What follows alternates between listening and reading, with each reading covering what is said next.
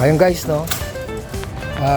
Binibideo natin yung paano pag-setup nung vlogger eh. I'm a vlogger.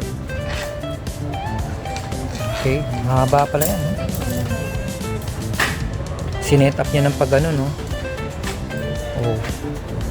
So, una pala ganyan dapat. Saan ka ba nag-training yan? Sa US?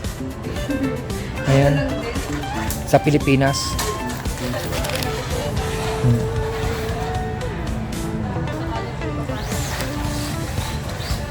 Kitang-kita walang daya, pinasok doon.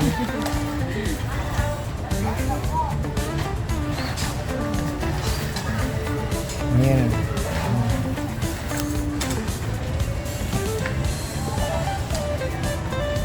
Pwede bang mag-setup niya isang tao lang? Kung ano sir, mas pwede sana kung dalawa. Kung dalawa, oo. Tulungan mo naman si madam kasi nagba-video ako, hindi. Sa kabila ka. Kung kaya mag-video. Ayan, ano. Dalawa lang, no? Dalawang cross-section lang kaya mabilis. Yun yata yung naiwala ni ano, di ba? Pinahiram natin. Ganyan din yata size niyo.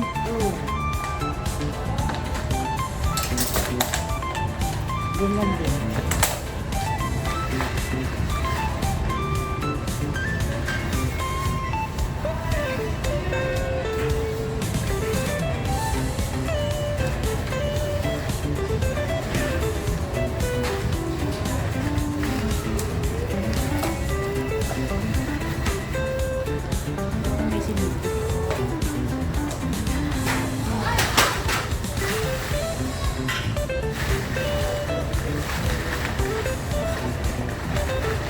Iyan mo dito.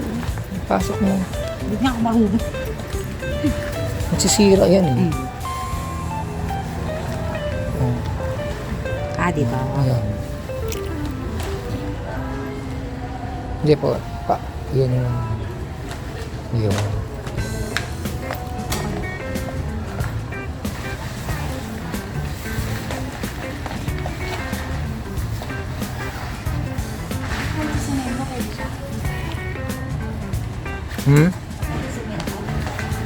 Kasi semento pwede yan, ano? Kasi semento. Kasi ano mo naman yan eh, kung sa loob ng bahay, pwede rin yan.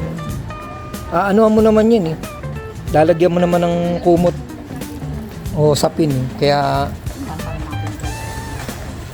Ay, basta yun. Galing sa unahan mo. oo. Ayun guys, no?